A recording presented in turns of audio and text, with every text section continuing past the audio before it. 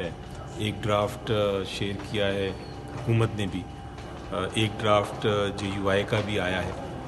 تو سب سے پہلے تو ہم نے پوچھا کہ حکومت کا جو ڈرافٹ ہے اس کو میں نے ایک نظر سے دیکھا, تو مجھے تو اس میں ایک پہلی چیز جو نظر آئی وہ اتنی خوفناک تھی, اتنی خطرناک تھی کہ مجھے کہنا پڑا اوپن کمیٹی میں, کہنا پڑا کہ یہ تو آپ آئین کو توڑ رہے ہیں, آپ آئین کو اور عدالتی سسٹم کو بالکل بیکار بنا رہے ہیں.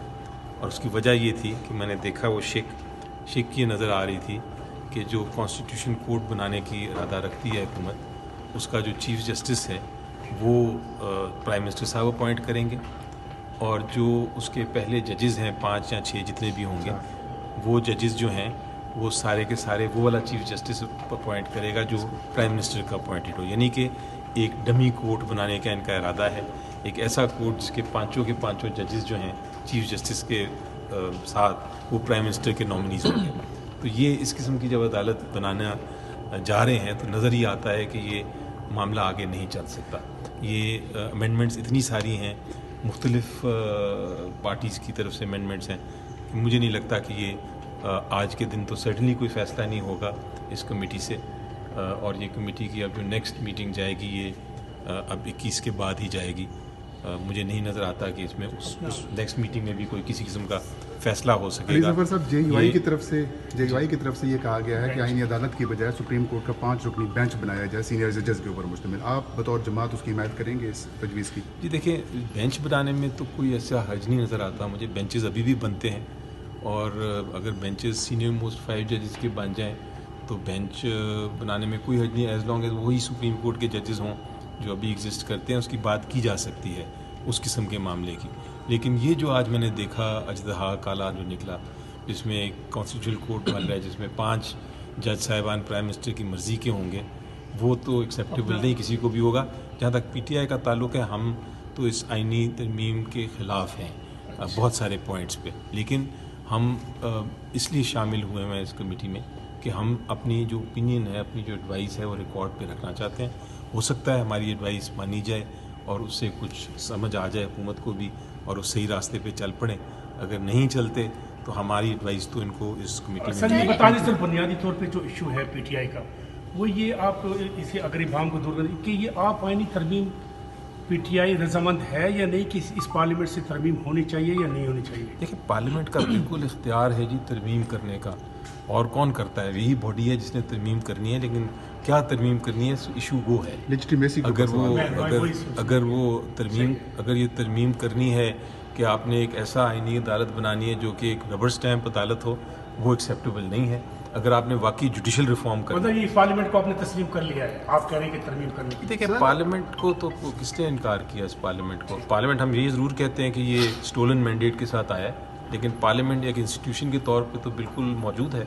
جس طرح ہر ادارہ موجود ہے اپنی اپنی جگہ پہ, وہ پارلیمنٹ کو ڈینائی کر رہے ہیں تو مجھے پھر ادھر کھڑا ہی نہیں ہونا چاہیے. سر, بلاول صاحب کہتے ہیں کہ قائد اعظم کا خواب تھا آئینی عدالت. میں نے ان سے پوچھا کہ 1973 میں کیوں نہیں خواب یاد آیا قائد اعظم کا, 18ویں ترمیم کے وقت اچانک کیسے یاد آ گیا؟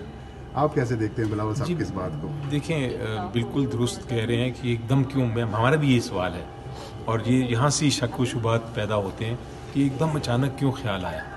اچانک اس لیے خیال آیا کہ شاید ان کو لگتا ہے کہ بہت سارے کیسز آنے والے ہیں, اسپیشلی یہ جو الیکشن کے معاملے ہیں اور جو ریزرو سیٹ کے معاملے ہیں, اور یہ سارے ریویوز جو ہیں پٹیشنز پڑے ہوئے سمبل کیس کے, یہ سارے ایشوز ایسے ہیں جس کو حکومت چاہتی ہے کہ وہ کسی نہ کسی طرح ان فیصلوں کو کنٹرول کر سکے, اور اس کنٹرول کرنے کے لیے وہ آئینی عدالت بنا رہے ہیں. اگر آئینی عدالت کا مقصد واقعی ہی جوڈیشل سسٹم کو بہتر کرنا تھا تو میرا خیال ہے میں سب سے پہلا پارلیمنٹرین ہوں گا جو اس کا کہوں گا کہ بالکل درست ہے, آ کے سولو کریں مسئلے, لوگوں کے عوام کے مسئلے حل کریں, جہاں ڈیلے ہو رہا ہے اس کو درست کریں.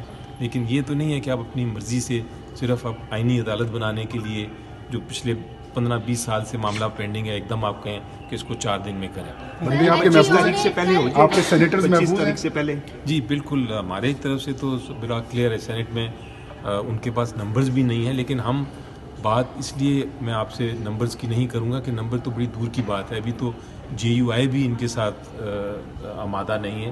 ان کے بھی بہت سارے جو میں نے دیکھا ہے ان کا موقف یا ان کا ڈرافٹ, ایک سرسری نظر دیکھی ہے اس میں تو بھی بہت ساری انہوں نے ایسی ریکمنڈیشنز کی ہیں جس کا ابھی ڈسکشن بھی نہیں آئی. نے پروٹیسٹ کی کال دی ہوئی ہے, کیا یہ پی ٹی آئی کا حتمی فیصلہ ہے کہ وہ 15 اکتوبر کو وہ ڈی چوک کی جانب آئیں گے؟ دیکھیں جی, میرا اس جو فیصلہ ہے, مجھے کیونکہ میرے ساتھ مشاورت اس فیصلے پہ نہیں ہوئی, تو اگر واقعی ہی یہ فیصلہ کیا گیا ہے تو پھر پی ٹی آئی کا فیصلہ ہوگا, لیکن میری نظر میں شاید یہ حتمی فیصلہ نہیں ہے.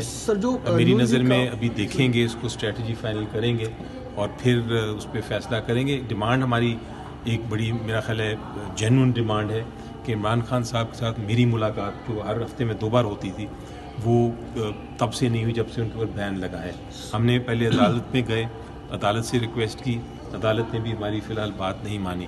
تو ہماری ریکویسٹ جینوئن ہے کہ ہمیں ملنے تو دیں. یہ آپ امینڈمنٹ لے کے آ رہے ہیں, ہم یہ امینڈمنٹ جب ڈسکس نہیں کریں گے جب تک عمران خان صاحب سے, وہ کیا ہم آگے اب اسٹیپ لے سکتے ہیں. ہمیں خدشات ہیں کہ ان کو پتہ نہیں کس طرح ٹریٹ کیا جا رہا ہے. ہم نے یہ ریکویسٹ کی ہے ابھی دوبارہ اندر میٹنگ میں بھی کہ ہمیں کم از کم آپ ایکسیس تو دیں, ایک ڈاکٹر تک تو پہنچانے دیں جو چیک کریں. نون لیگ کا جو ڈرافٹ سامنے آیا, جس طرح آپ نے اس حوالے سے بتایا ابھی, تو اس پر پیپلز پارٹی کا رد عمل کیا تھا؟ کیا وہ ان سے ایگری ہے؟ جی دیکھیں, حکومت کا ڈرافٹ ایک ہے, پیپلز پارٹی کا ڈرافٹ دوسرا ہے. اس میں جس طرح میں کہہ رہا ہوں, میں نے سرسری دیکھا ہے, مجھے جو نظر آیا ہے کہ اس میں زبان کا زیادہ فرق ہے, ڈرافٹنگ کا زیادہ فرق ہے, لیکن جو مین پوائنٹس ہیں اس پہ شاید وہ دونوں پارٹیز ہیں آمادہ ہیں. اچھا بیرسٹر صاحب, آپ کوئی سفارشات پہ پاکستان تحریک انصاف میں دینے کا پلان کر رہے ہیں؟ دیکھیں, ہم ابھی تو فی الحال اس سارے جو سارا پروسیس جس طرح چل رہا ہے اس کے خلاف ہیں.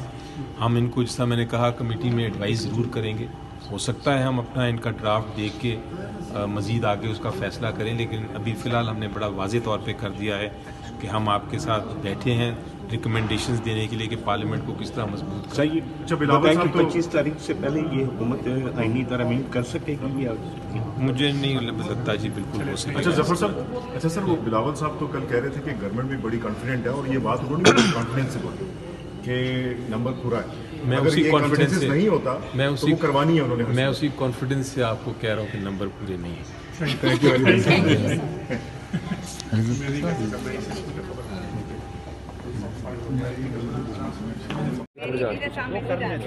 اس سے زیادہ کوئی ناانصافی ہو نہیں سکتی. پوری دنیا نے ان کا ریسٹ دیکھا. وہ 2 معصوم خواتین تھیں, نہ وہ سیاسی خواتین ہیں, وہ عمران خان صاحب کی بہنیں ہیں. وہ سڑک پہ کھڑی ہوئی تھیں اور ان کو سڑک سے اٹھایا گیا. وہ صرف 2 خواتین کھڑی تھیں, نہ ان کے ہاتھ میں کوئی لاؤڈ اسپیکر تھا, نہ ان کے سامنے کوئی کراؤڈ تھا, نہ وہ کسی کو اشتعال دے رہی تھی, اور ان کو وہاں سے اٹھا کے ادھر لے آیا گیا ہے. اور اب ریمانڈ دی جا رہی ہے بس کھینچنے کے لیے. سب سے زیادہ تو جو تفتیش کی بات ہے وہ یہی ہے کہ بیسکلی وہ خان صاحب سے رابطہ توڑنے کی کوشش کر رہے ہیں. ان کی خبر, وہ چاہتے ہیں کہ ان سے کوئی خبر باہر نہ آ سکے. اور علیمہ بی تھیں جو جاتی تھی اور ان کا پیغام لے کے آتی تھی, اور اب ان کو بھی بند کر دیا گیا تاکہ وہ پیغام بھی نہ آئے. تو سب سے آئی تھنک اس میں سب سے زیادہ جو تفتیش ناک بات ہے وہ یہی ہے کہ یہ سارے رابطے کاٹنے کی کوشش کیوں کر رہے ہیں. ایسی کیا چیز ہے جو چھپانی ہے, ایسی کیا چیز